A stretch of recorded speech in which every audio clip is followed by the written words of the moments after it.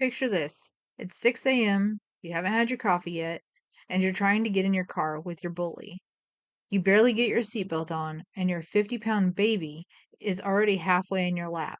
Nose on the steering wheel, paws on the console, acting like they've been promoted to Uber driver. You try to gently move them over, and they give you that look like, "Relax, human. I've got this." You and I both know they absolutely do not have this. They can't even decide between the window and the AC vent without deep internal conflict. But in their mind, they're co-pilot at minimum, driver if they can wiggle far enough forward. Welcome to Abiding Trails, the podcast for bully breed parents trying to walk with Jesus through the beautiful, chaotic, slobbery mess of everyday life. I'm Chastity, and today we're talking about what happens when the Lord is your shepherd, but you and your bully are both absolutely convinced you should be co-pilot. If you've ever asked God to lead your life while still low-key telling him the route, the speed, and the timeline, this episode is going to step on some toes. In love, with steel-toed boots. Let's just say the quiet part out loud. Most bully breed owners are control people, and honestly, you have to be. You didn't accidentally end up with a powerful, intelligent, stubborn dog. Something in you resonates with that strength. You respect determination. You value loyalty and intensity.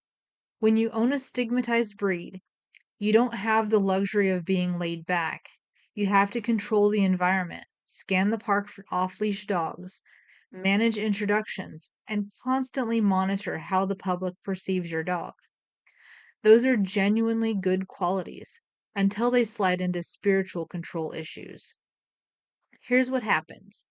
We get so used to gripping the leash tightly, managing every variable, and anticipating every disaster that we start treating our relationship with God the exact same way. We say, "The Lord is my shepherd," but we live like we're the co-pilot. We want to hold the map. We want to suggest alternate routes. We want to keep one hand on the steering wheel just in case God doesn't merge into traffic the way we think he should. Meanwhile, our dog is doing the exact same thing, pushing through doorways first because they genuinely believe they need to check for danger before we do. They sleep against us because they're monitoring the perimeter. They pull toward perceived threats because in their mind, they're the one responsible for keeping things safe. They think they're the shepherd. They're actually the sheep. Sound like anyone else we know? Psalm 23. I know you've heard it at funerals and seen it on coffee mugs. I need you to set all of that aside and actually hear it today as someone who struggles to release control. The Lord is my shepherd, I shall not want. That first line is the whole sermon. The Lord, not me, not my planning, not my hustle, not my ability to anticipate problems, is my shepherd. A shepherd does not consult the sheep about the route. The sheep don't get a vote on which pasture they graze in. The sheep's job is to not navigate. It's to stay close to the shepherd and trust that the shepherd knows where the water and green grass are. Verse 2. He makes me lie down in green pastures. He leads me beside the still waters. He makes me lie down. That's not a gentle suggestion. That's a shepherd who knows his sheep are too anxious and too driven to rest voluntarily. Some of us don't know how to stop moving unless God essentially forces that stillness on us. A health scare, a business slowdown, a season where no matter how hard you push, nothing moves forward. That's not punishment.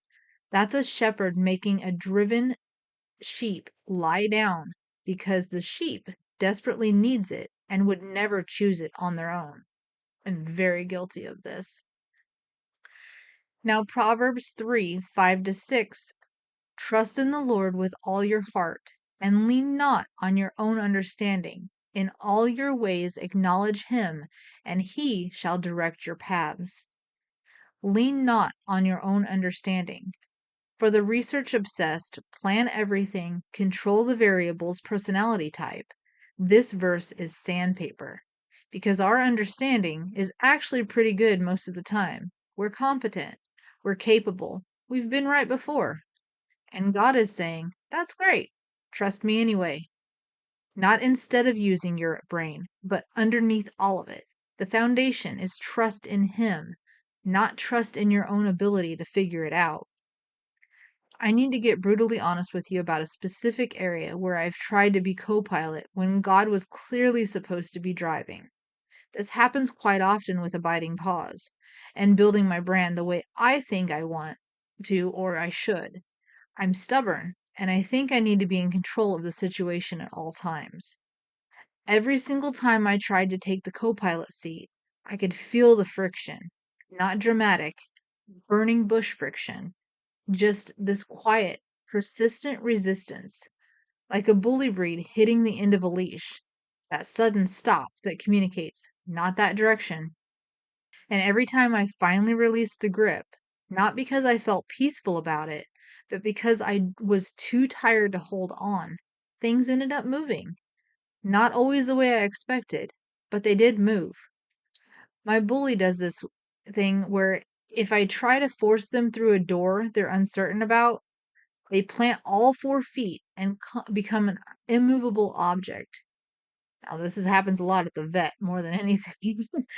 But if I go first, stay calm, and just wait, they follow every single time. I think God is a lot more patient with my 4 footed planting than I give him credit for. He doesn't drag me through doors. He goes first, stays calm, and waits for me to trust him enough to follow. The Lord is my shepherd. My bully thinks he's co pilot T is probably my most theologically loaded design I have currently, even though it reads like a confession wrapped in a joke. If you watch today's YouTube video, you'll see the challenge of getting that much text balanced and readable on a shirt. Text heavy designs are genuinely harder to execute. Spacing, sizing, making sure it reads at a distance all matter. But I made this design because I needed the reminder myself. I needed something wearable that would catch my own eye in the mirror and ask me, who's actually flying this thing today? Your bully thinks they're co pilot because they love you and they're wired to protect and lead. Their heart is right when their behavior needs redirecting. And honestly, same. My heart is right when I try to take control. I'm not trying to usurp God. I'm trying to protect what I love, but the behavior still needs redirecting. This shirt is for the bully parent who is strong enough to admit they're a control freak and humble enough to keep working on it. Links in the show notes if that's you. 3 things I want to carry you this week.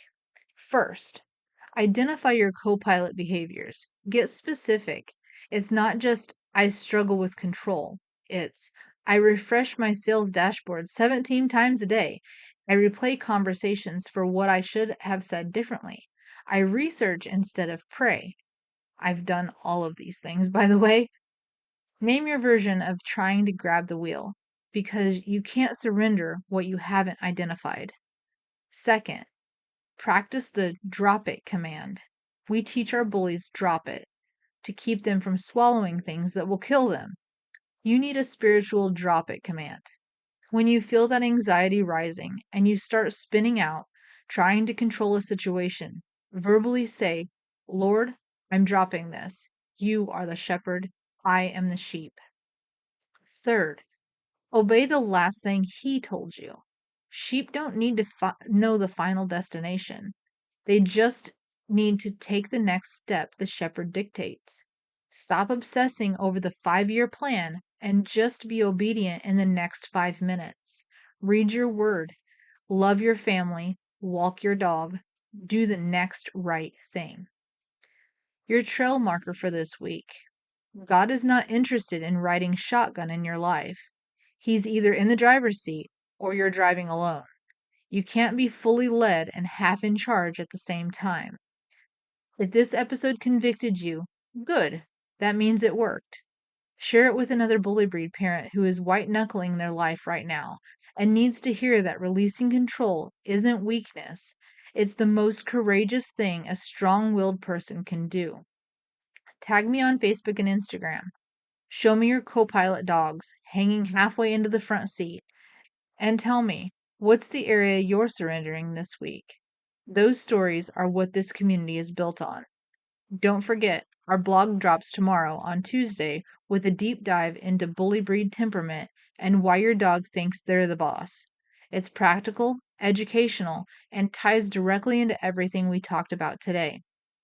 Next Monday, we're closing out July strong with the most powerful episode of the month, the Forgiven Hat, Romans 8:1, and what it means to walk free from condemnation when the whole world has already decided what your dog and maybe you are guilty of. Until then, stay faithful, stay fierce, and let the shepherd actually lead. This is Abiding Trails. I'm Chastity with Abiding Paws, and I'll see you on the trail.